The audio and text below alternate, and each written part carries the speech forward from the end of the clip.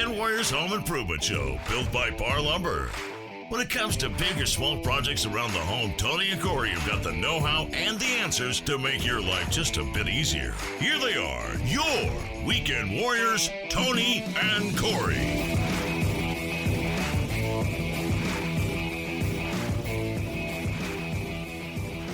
Tony, do you know what LED stands for?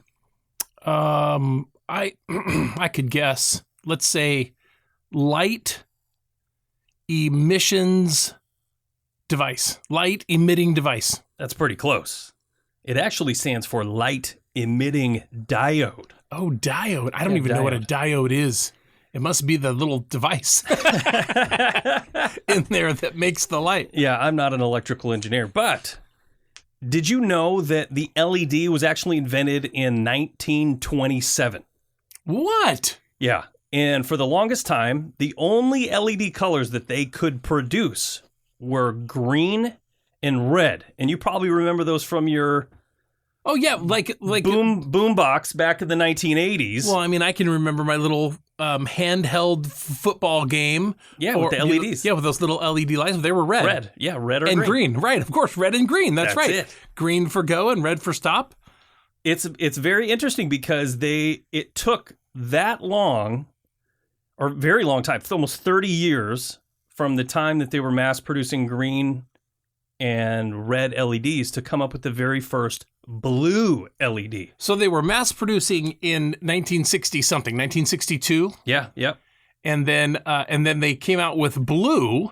Yeah, technically the very first LED that you could see on the visible spectrum was red, and it was in 1962. 1962. And it took up until 1993 where a Japanese engineer developed the very first blue LED. You know what's funny is I remember this. I remember back in the 90s when the blue LED was such a elusive thing. When it came out, everybody lost it. When blue LEDs came out, it was the craziest thing. People were buying them and using them for everything. Oh, yeah. Tricking out the inside of the car, tricking out the inside of everything. Yeah. Like blue LED was the thing to have everywhere. Yep. And because here's the thing. To get every color of the rainbow, you need 3 colors, right? You need red, yellow, and blue. And with those 3 colors, I might be wrong there, but with those 3 colors, you can produce, 50 million colors, right? That's how TVs work. They have these lights in there. Now the TVs are all made out of LED, OLED, where there's 3 tiny dots, and then they light up with certain brightnesses to give you the picture. It's amazing. Interesting. That is so. But it wasn't amazing. until 1993 when this guy figured out that you would have to build these crystals out of gallium nitride, and he was ostracized. They thought he was crazy, and he worked on it incessantly for years, and finally got it to work. He made a blue LED. Blue LED, and with blue, then came white. So commercially available LEDs, white LEDs, didn't hit the market until 2002. And in 2002, they were very expensive, like super expensive. And it wasn't until the late 2008, 2010, 2012 when they really started coming out, becoming less expensive. You could buy them at Costco. You could buy 100-pack at Costco. Somewhere between those being available on the market and the price coming down to where it was more affordable. Somewhere between there was a mandate. No more incandescent bulbs. We're not making them anymore. Yeah, that wasn't that long ago, actually. And they said they're not doing it. And yet, here, today, in the market, they're still available. Yeah, I think they rolled that back. I would have to look that legislation up. I mean, I do remember you and I had that conversation. They said they're not going to be making them anymore. And when they're gone, they're gone. And then all of a sudden there was one company that was making them like, this is going to be the last of it. When these are gone, they're gone. And And then somehow they kind of hung out there. Maybe they found a way to make them more efficient than they had been. That's what it says. The EPA, well, the Department of Energy issued requirements for lighting products that went into effect in 2023. So they talked about full-on banning incandescent bulbs, but what they did was they just said, they made a set of rules that said that if you produce a light, then it has to be this efficient. Yeah, meet these standards. And most incandescent bulbs didn't make it. Correct. That makes sense. And so a bunch of them went away, and now there's fewer of them out there, and they're more efficient. But any way you look at it, LED for me, because of the longevity and the versatility, for me, it's the way to go. Well, and that's what we're talking about today. The LED bulb. You know, we're doing this whole line of shows about energy efficiency and how to make your home more green, right? So today we're going to talk about LED bulbs, and there's a lot to consider when you're talking about LED bulbs that isn't just energy efficiency, right? You can say, yeah, switch to LED bulbs because they're more energy efficient, but there's a lot of things to consider. It's interesting to me when you showed me that graphic. That showed the spectrum of LED bulbs, at least that are available right now for residential use, and the spectrum kind of was blue on one side and yellow on the other. Yellow on the other side. So you had this mass yellow on one side, blue on the other side, and in the middle, you're calling it white, but on the spectrum, it called it daylight. Yeah, daylight. That's sort of neither yellow or blue, was sort of just white, but they called it daylight. So it's the most like natural light. Yes. In the middle. And that's just one thing to consider, because when you're talking about LED bulbs, a lot of people I have heard this from, they say, oh, I don't like LED bulbs, they're blue or they're white. They're flickery, there's all these things. And people talk about how much they like incandescent bulbs because of that warm glow that you get from incandescent bulbs. Yeah. I love that glow. So the very first thing that I put on my list here is to consider the space that you're putting them in. In a hospital, for example, do you want the warm glow of an incandescent bulb? You want the sharp, bright, I'm not missing anything with my eyeballs light. Exactly. You want to be able to see every single thing all the time. Stark white. Stark white. This is interesting. I just want to say this one thing, because maybe we come back to it later in the conversation, but when did blue blockers come out? I remember seeing that. Just think about that. Think about that, and then tell me, is that relatable to this conversation? Well, and then should we talk about that for a few minutes at some point? Yes, it is, because blue LEDs, or what we refer to all of our screens now that we use on our cell phones and our televisions, they all use the blue LED to make the light. Which is interesting, because why can't you just set your phone to be at white? Well, because there's a blue blocker on your phone. There's ways to filter out some of that blue, because what they say is that the blue light messes with your circadian rhythm, so you don't get sleepy when you should. Oh, sure. Staring at your phone. That's what that's all about. There's a lot of science and studies about it that I'm not going to get into because I don't know about it. Well, I need more sleep, so I'm thinking about putting a blue blocker on. Do it. I watch TV at night with my blue blockers. So yeah, I have an iPhone. And my iPhone, I can go in there and set a time to switch. So when the light, like say at 7 o'clock, it puts that filter and cuts out a bunch of the blue light. Oh, nice. So, but it was funny, it's because my screen goes mostly yellowish. Yeah, it's sort of a yellowish look. Yeah, I noticed that when I did the same thing. So anyway, because you said it, one of the things to consider is in LEDs, everything is measured on temperature that they use, called Kelvin. It creates, different, it's the temperatures in different atmospheres. So you have to choose one that suits what you want it to be. So if you want that warm glow, or what some people call soft white, you're looking for a color temperature between 2700 Kelvin and 3000 Kelvin. So when you go buy an LED bulb, sometimes it might say soft white or neutral white or cool white. Yeah, and you're like, what does that Yeah, mean? what is all that crap What does that mean? even mean? I look at the Kelvin. I look at the number next to it. So what is the bottom number? Is it 0? 2700. 2700 is the bottom number. Yeah, That's it's as typically- yellow as you're going to get. Yeah, that's typically going to mimic as closely to incandescent bulbs as you can get. Got it. 2700. 2700. You know, and if you buy, like if you've remodeled in the last few years and you've bought new can lights, inserts that are all LED, like the one piece, Right. a lot of them are switchable. So they'll have a switch on the back that you can click from 2700 to okay. 5K. Okay, all Right? right. I think I've seen that switch on the back and didn't really. Yeah. I'm like, what So the further right you go, the more bright white it is, and the further left you go, the more like incandescent bulbs it is. Okay. So for me, for my home, I like 2700K bulbs Inside the house. inside the house. 2700, even outside. Well, I mean, we're in a recording studio. It's Well, not here. 2700 in here No, it's not, and I'll tell you why. It's because because you really want to be able to see my face very clearly.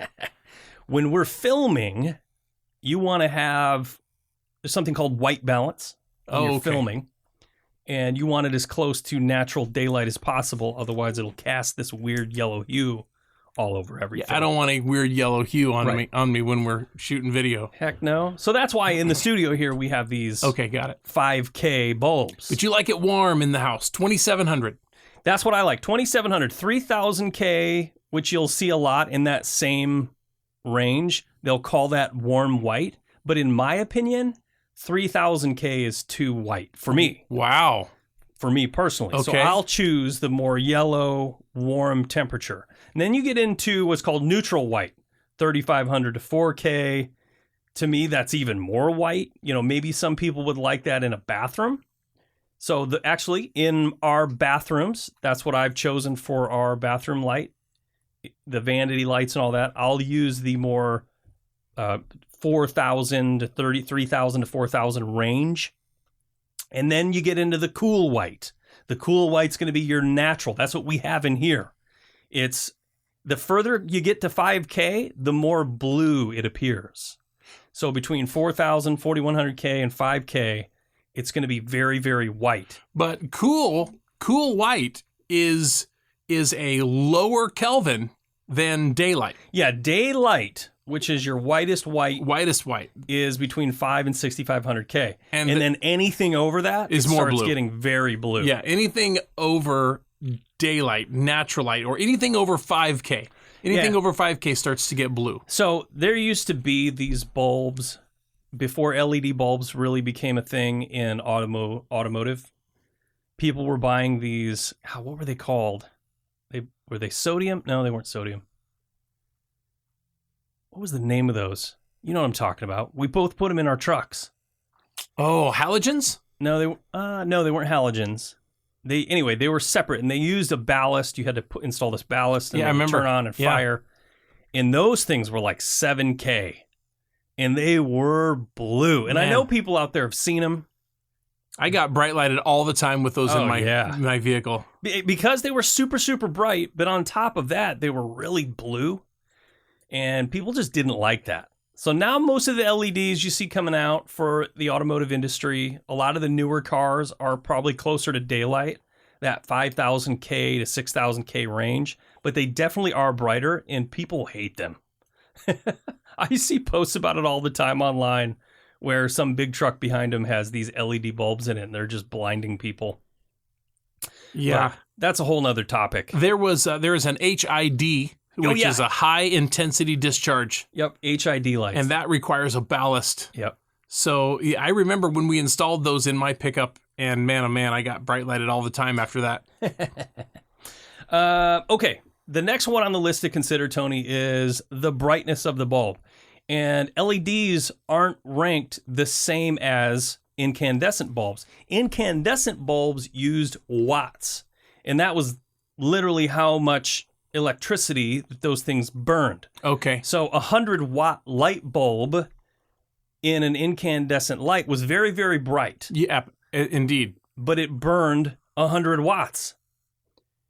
The same the opposite would be true for LED. You can have a 100-watt equivalent, but it might only burn 10 watts. I don't have that information in front of me. Sure. But it's a lot less. They're much more efficient. It's a watt less? A watt less. It's a watt less. It's a JJ watt So less. much less. I would say that about the lowest wattage bulb I have ever purchased and used was probably 40 watt. And a 40-watt bulb didn't light up anything very well. No, not at all. And that's the thing. When you're talking about incandescent bulbs, so like 100, I just found this chart, 100-watt incandescent bulb, LED equivalent would be 16 to 18 watts. So much more energy efficient. Now, that's why you need to consider looking at lumens. You see it more and more now on the Sure. packaging when you're buying LED bulbs. Mm-hmm.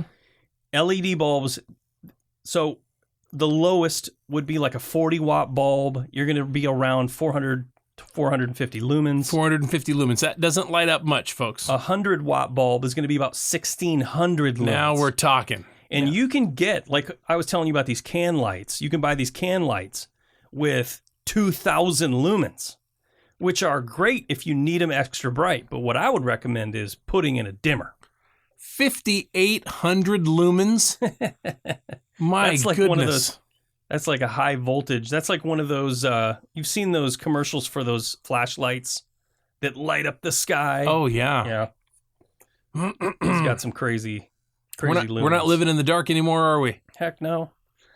All right, the next thing on the list, Tony, to consider is the compatibility of your fixtures. Well, I can tell you that I learned this one the hard way. So have I. I bought an LED bulb for a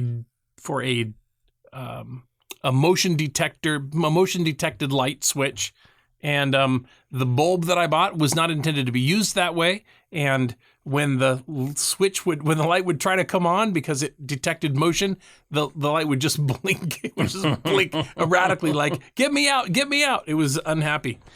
That's the thing in LED versus incandescent. Incandescent, you apply power, it heats up that tungsten rod, and that's it, or that filament, right? It's like analog.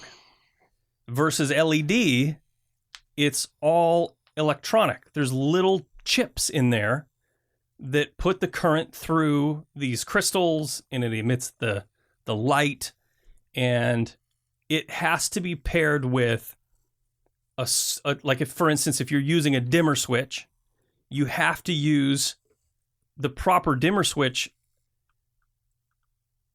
compatibility, right? So you have to get a dimmer switch that's supposed to be used with an LED bulb. Yeah, is what I'm trying to say. Yeah, absolutely. They're not all created equal. Right. Because they're smart, and you have to pair those devices with those bulbs. Yep. And because it's not just about the size of the socket anymore. Right. You screw the little thing in, candelabra, or, was it E9 or whatever? You have to be more conscious about the actual thing that you're putting it into. Like in the olden days, you used to buy these lights and install them on your ceiling, and it would say, 60 watt max or 100 watt max. Well, you can kind of throw that out the window with those things, because that had more to do with the heat right that was produced by those bulbs. That's right. So now you could easily throw in a 1,000 lumen or a 1,200, 1,600 lumen bulb up there, the equivalent of a 100 watt light bulb, no problem. Right. Absolutely. If you need more light. But that brings me to my next thing, is dimmability.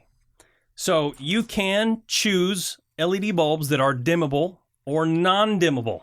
And you need to be conscious about those before you go installing them, because if you use the wrong dimmer switch when you go to dim it down, what'll happen sometimes is it'll flicker, it'll buzz, it will literally physically buzz. You can hear it buzz. And the other thing is, sometimes when you turn the switch off, the light bulb doesn't turn off. And you'll see this a lot with lesser expensive LED bulbs. They don't have circuitry in them that cuts power. It just reduces the power down. Sure. And some dimmer switches, they have this leak this power leak that kind of just draws just the tiniest bit of power, which wouldn't matter for an incandescent bulb. But when you have an LED that is so efficient, even the smallest amount of electricity will turn it on. So I had that same thing happen to me where I had all these bulbs and I put them in and I turned the switch off and they stayed on. Not like bright, but they just stayed on. You could see them on. Yeah. So I had to go and buy all new dimmer switch that were compatible with the digital LED technology. That makes sense. It's crazy. Yeah. I mean, it's a lot. It's a lot to think about. But if you're buying the dimmer, like we've recently bought a couple of dimmers, one for the master bathroom and one for another room. And so since we bought these dimmers, we bought bulbs at the same time that we knew would work with them. So that makes the most sense. If you're buying a dimmer switch that you're going to install or have installed, buy the bulb that works with it at the same time. 100%. Yep. The other thing, next one on the list I have, it's to be consider is the CRI, which stands for the Color Rendering Index. And you would typically only worry about this in a setting where you were potentially lighting up art. Interesting. Or in photography, or in a setting like where you want your white balance to be correct. So the higher the value... I mean, this seems like it would be important in the closet. Maybe. If you don't have the proper color rendering index, I might be pairing a blue sock with a black sock. I might be possible. I might be, pairing a fuchsia top with with some aqua. Do you wear tops? Bottoms. You wear tops? I mean, I wear something on my top. Yeah. But I feel like the closet could be an important place for... Or in a bathroom where... Color rendering. A makeup artist or something, and they have to get it right. Sure. But anyway, there's numbers that they assign to these bulbs that the higher the number, the closer it is to its accuracy, the color accuracy. So you would want to use that in, those areas. Because I've had the situation where my father-in-law and my in-laws, my wife's parents, they are art collectors. They have lots of art. And they went through this whole thing where they were buying these different bulbs, these different things, and they were having us help them and install them and all these things. And it was casting the weirdest lights on this artwork that they had. And it was like it would look green. And it turned out it was all coming from these bulbs. Interesting. So we had to go out and get some fixtures and lighting and all this stuff with the higher CRI, Color Rendering Index. So they could see the beautiful piece of art the way that it was intended to be seen. Absolutely. Yep. Very interesting. What are those bulbs called? The long stick ones? Those are halogen bulbs? No, not halogen. Those are fluorescent bulbs. Fluorescent bulbs notoriously give off green hues. Interesting. It's very weird. Mm-hmm. All right, next one on the list, Tony. Energy efficiency. Obviously, if you're choosing an LED, it's going to be more efficient, but less expensive, the cheaper LEDs, and I'm not saying don't get them, but there is a difference. You do kind of get what you pay for when you buy a cheap LED. They're not going to last as long. Look for something with the actual Energy Star rating. They will put that on the label because they have, when you put that Energy Star label on there, they have to meet those guidelines. When was the last time you changed a light bulb? Man, that's a good question. I'm going to be honest with you. I can't remember the last time I changed a light bulb. I mean, I have LED bulbs throughout my house at this point. I definitely, it took some time to get there because I started, when they were expensive. But honestly, they last years. They don't last seasons. They last years. Right. And you will forget the last time you changed a light bulb. And you'll think, wow, I burned out a light bulb. I did something. Yeah. I will have accomplished something. Here's something. When I've burned out an LED light bulb. Here's something you probably remember as a kid. Having the light bulbs in the middle of the room, and you had an upstairs. They would always burn out because people running upstairs would jar that tungsten filament, and it would shake in there. Yeah, it would eventually break. Yeah. So I remember we were constantly changing bulbs in the middle of the room where it was upstairs. I remember frosted light bulbs. When my dad would say, go get me a light bulb, and I would go and grab a light bulb from the pantry or wherever. Yeah. The first thing I'd do was pick it up and shake it. Yep. And if it rattled, it didn't work. I forgot about if that. there was something loose in there, Yeah, the filament was loose. The filament was broke. Then you knew it wasn't going to light up, and I would shake it. And if it rattled, I'd just throw it away and grab another one. Yeah. That's interesting. Changed. Yeah, that was a long time ago. Changed. Well, you just talked about the next one on the list, Tony. Lifespan and warranty. Well, they last a long time. Higher value light bulbs can have a good warranty, and literally the lifespan on these things is, like you said, when did we remodel our kitchen? 2015? Oh, it was 16, maybe? Yeah. 8 or 9 years ago. Yeah. And I have had the same light bulbs up there, those LED can light that I got. And I haven't touched a single one. Yeah, Platt Electric. That's where we got those. Yeah, Platt Electric. Those guys do a good job. Absolutely fantastic. Next one on the list, Tony, to consider with LED bulbs is lighting design. Lighting design. Yep. You gotta consider the overall light design of your space. Mixing different types of lighting, mixing different Kelvin, different balances, dimmed, non-dimmed. It's also notable, and I don't know if this fits in this spot or not, but they make some designer LED bulbs as well. Yes, they do. They make those what have been old Edison bulbs. Have been called Edison bulbs. Yeah. Yeah, referred to as Edison bulbs. Those are very cool. I have some of those in my house as well. I do too. That's something that you would consider if you have purchased a light fixture that has glass or see-through glass globe covers, and you're going to be able to see the light bulb doing its job. A sort of designer bulb would be good there. Yeah. But the biggest one for me when you're talking about the design is to ensure that at least the lights in all the general vicinity have the same Kelvin. At least that. Because if you put a 2700 bulb next to a 3000 K bulb, you can clearly see the difference. Yeah. At least I can. Yeah, it's obvious. Yep. Next one on the list, Tony, is to consider, we kind of covered this one, heat dissipation. Old fixtures, you had to really be conscious of the wattage bulb that you put in there. And the other thing is, for instance, Tony and I go to the softball tournament every year, and we used to take 100-foot string lights with us. Remember this? Oh, yeah, absolutely. 100-foot long, a bulb probably every 6 feet. So we had tons of bulbs in this thing. And we started off with what was called work lights. So they were bulbs wrapped in like a rubber coating on the glass in case they got broken. And trouble lights. Yeah, 60 watts or whatever, and we would just pack those things in there, and you fire the generator on, and it had a hard time lighting all those babies up. Absolutely, yep. And I remember the day that I went to Costco and I bought whatever it was, 50 freaking bulbs of LED bulbs that used 5 watts or something, and we replaced it all, and zero problems. Yeah. Yeah, we've talked on the show before. I have taken the light cover off of a ceiling light and to change a bulb that has burned out, and not an LED bulb, an incandescent bulb.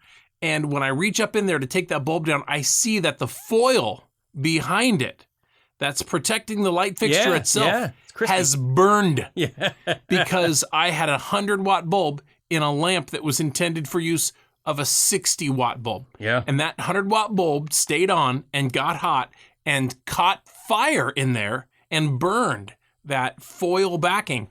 And man, I'll tell you what, talk about that really setting home with me when I saw that. Do you remember the big fad in the 90s where those floor lamps that were tall and skinny? I had them. And then they had the bowl shape at the top that pointed up. With a halogen bulb in it. With a halogen bulb. And those halogen bulbs got so hot. Oh, yeah, a little bug would land on it. And it would be like, and you'd see smoke coming from it. Yeah.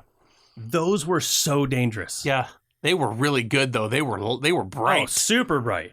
But now you can get the same brightness in the LED. Yeah. It's absolutely incredible. And it doesn't get hot. It doesn't get hot. And it doesn't burn insects. I have another story about those halogen bulbs. I used to have 2 or 3 of the work shop light, the ones you set on the floor. Mm-hmm. You plug them in and you turn them on, and oh boy, were they bright.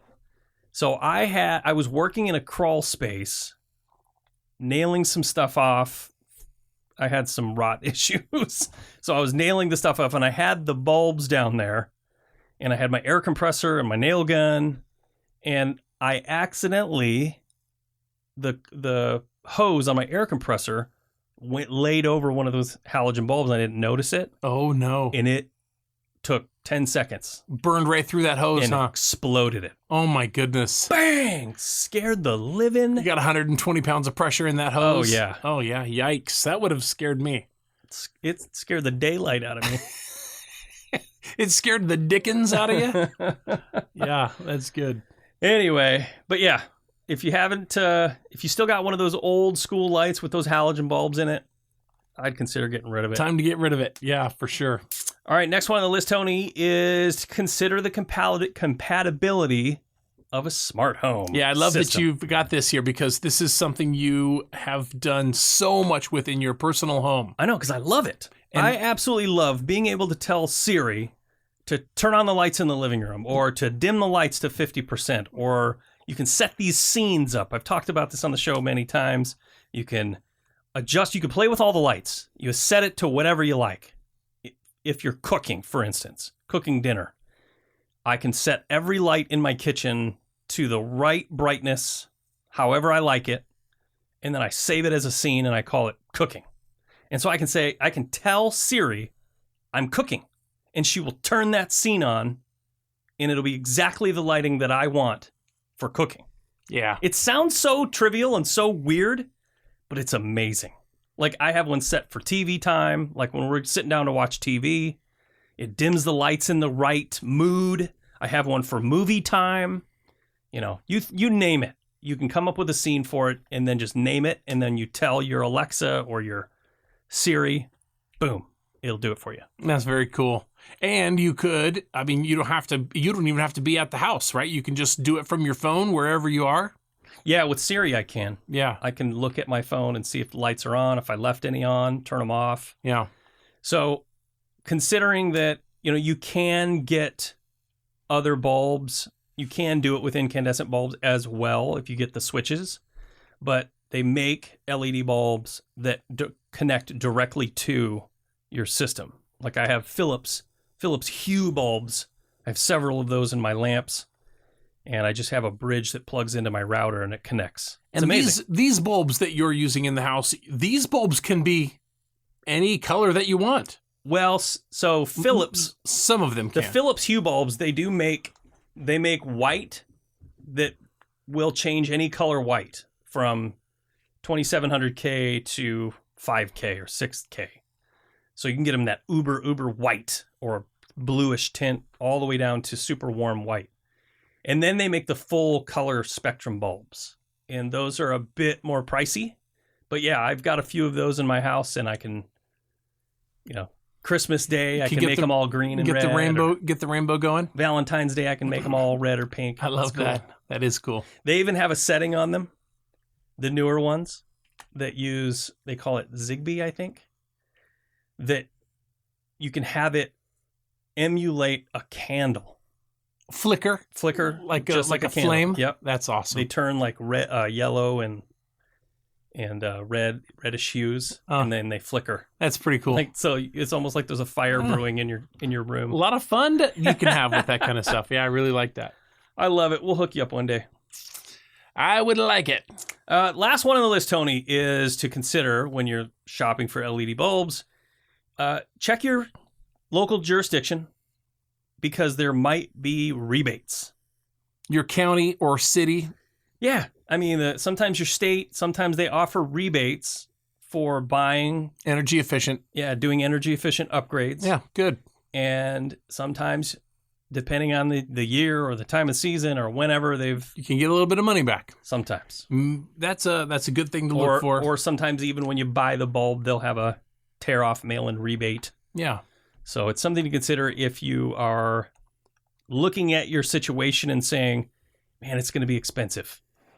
But in the long run, It's going to be worth it. your electric bill is going to go down significantly. Everything you ever wanted to know about LED bulbs. Who'd have known we could have talked about it for a half an hour? I'd have not have guessed that it was a possibility, but it happened. It done happen down there, didn't it? It was a good show. I'm really glad that we did this. Thank you so much for tuning in. I hope you got something useful, something that you appreciate this opportunity. If you got anybody struggling in your life with the LED bulb situation, Yes. forward this podcast to them and let them listen to it. If they have any questions, they can reach out to us. We are the Weekend Warriors at PARR.com. That's Weekend Warriors at PARR. That's PARR.com. And we're pretty quick to reply to our emails. So Check out our YouTube channel at WW Home Show and also at PARR Lumber. yes, YouTube.com/at PARR Lumber. We got lots of how-to video and stuff on there that you might really appreciate. absolutely. If you want to follow us on Instagram, it's also at WW Home Show. At WW Home Show. Thanks so much for tuning in. We'll see you next time.